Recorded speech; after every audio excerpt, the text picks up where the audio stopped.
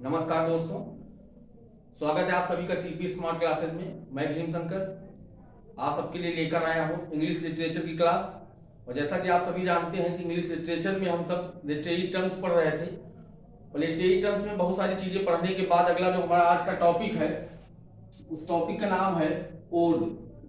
आज जो हम पढ़ेंगे ओड के बारे में पढ़ेंगे कि किस तरह के क्वेश्चंस ओड से रिलेटेड पेपर्स में आते हैं और पिछले पेपर्स में कैसे कैसे क्वेश्चन आए थे, क्या कैरेक्टरिस्टिक्स होती हैं ओड की, इनके बारे में पढ़ेंगे। तो चलिए शुरुआत करते हैं। ओड है क्या, बेसिकली पहले हम ये जान लेते हैं कि ओड क्या है। तो ओड के बारे में अगर हम एक लाइन में लिखें तो हम कहेंगे a poem that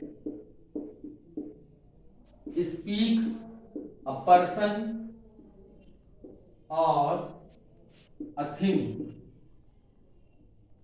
a poem that speaks a person और थिंग, एक ऐसी पोएम जो किसी व्यक्ति या किसी वस्तु को संबोधित करके लिखी जाती है उसको हम ओड कहते हैं। सिंपल सी भाषा में आप समझ लीजिए, हिंदी में एक ऐसी कविता, एक ऐसी पोएम जो किसी व्यक्ति को या किसी वस्तु को संबोधित करके लिखी जाती है, किसी व्यक्ति या वस्तु को एड्रेस करके लिखी जाती है, उसे हम ओड कहते हैं।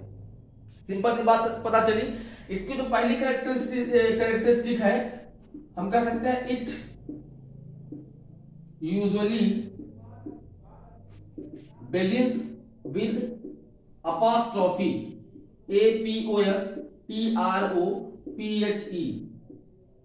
it usually begins with apostrophe। क्या मतलब इसका? और जो होती है उसकी जो शुरुआत होती है वो सामान्यतः किसी अपॉस्ट्रोफी से होती है। तो अपॉस्ट्रोफी क्या है? अपॉस्ट्रोफी जब आप फिगर्स ऑफ स्पीच पढ़ोगे तो फिगर्स ऑफ स्पीच में आपको एक अलंकार पढ़ाया जाएगा, एक फिगर ऑफ स्पीच पढ़ाई जाएगी, दैट इज अपॉस्ट्रोफी।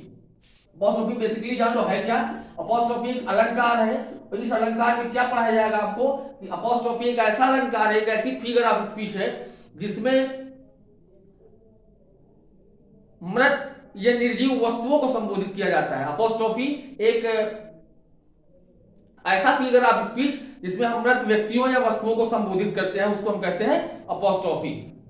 तो जो ओड होती है उसकी जो शुरुआत होती है बेसिकली वो किसी अपॉस्ट्रोफी से होती है। यानी जाहिर सी बात है कि ओड एक ऐसी पोएम है जिसमें हम किसी व्यक्ति या किसी वस्तु को संबोधित करके लिखते हैं। मान लो कि मेरे पास ये मार्कर है और मुझे एक मार्कर पे पोएम लिखनी है, तो हम उसकी जो शुरुआत करेंगे वो इस मार्कर को संबोधित करके लिखेंगे। उसकी जो हम शुरुआत करेंगे उस मार्कर को संबोधित करके लिखेंगे, उसको एड्रेस करके लिखेंगे। जैसे आपको याद होगा पीवी शैली ने ओड लिखी, उन्होंने एक ओड लिखी थी ode to the west wind, और उस ode to the west wind की जो उन्होंने शुरुआत की थी, याद करिए आप अगर ठीक से, ode to the west wind की शुरुआत की O wild west wind, O wild west wind. यानी उन्होंने उस विंड को, उस हवा को संबोधित करते हुए उसकी शुरुआत की थी। इसलिए हम कह सकते हैं कि ओड एक ऐसा लिटरेरी टर्म्स है जिसमें किसी व्यक्ति या वस्तु को संबोधित करके लिखा जाता है जिसको, और उसकी शुरुआत जनरली अपॉस्ट्रोफी से होती है। अपॉस्ट्रोफी क्या है? एक ऐसा फिगर ऑफ स्पीच, एक ऐसा अलंकार जिसमें मृत व्यक्तियों या निर्जीव वस्तुओं को संबोधित किया जाता है। तो यह हो गई एक छोटी सी पहचान की ओड क्या है, ओड की शुरुआत बेसिकली किससे होती है। नेक्स्ट जो हम पढ़ेंगे कि इसकी कैरेक्टरिस्टिक्स क्या है। तो इसकी जो बेसिकली जो कैरेक्टरिस्टिक्स होती हैं, एक क्वेश्चन ओड से बहुत बार पूछा गया है कि ओड का ओरिजिन क्या है। तो आप सिंपल सी बात जान लो, ode is a Greek origin. कैसे, कहां से ओरिजिन हुआ इसका?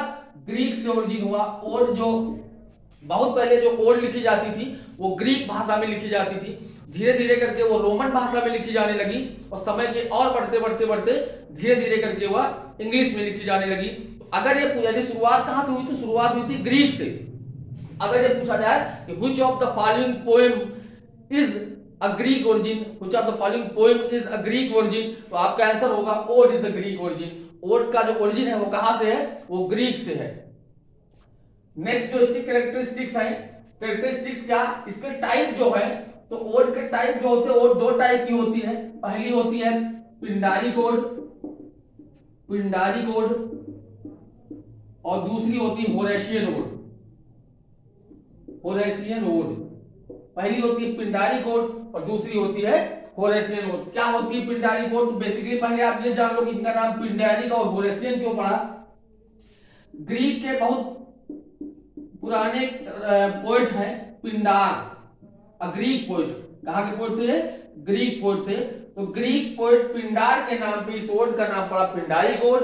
और एक रोमन पोएट थे, रोमन पोएट उनका नाम था होरेस। रोमन पोएट क्या नाम था उनका? Horace, HORACE।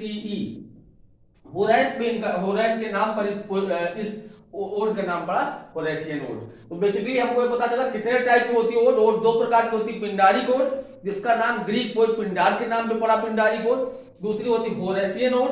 होरेसियन ओड रोमन के एक पुराने पोएट है होरेस, उनके नाम पे इसका नाम पड़ा होरेसियन ओड। हमारी जो ज्यादातर जो ओड है, ज्यादातर जो ओड हमारी लिखी जाती है वो होरेसियन ओड ही होती है। पिंडारी ओड आजकल बहुत कम देखने को मिलती है, या जितनी भी ओड हमारी इंग्लिश लिटरेचर में लिखी गई है उनमें पिंडारी ओड बहुत यथाकथा देखने को मिलती है। ज्यादातर जो ओड हमें मिलती है वो होरेसियन ओड ही होती है। तो इंग्लिश भाषा में अगर पूछा जाए कि ज्यादातर कौन सी ओड मिलती है तो होरेसियन ओड मिलती है।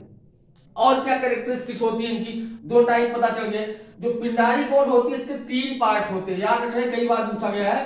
पहला होता है स्ट्रोफी, दूसरा होता है एंटीस्ट्रोफी, एंटीस्ट्रोफी, और तीसरा होता है इपोड।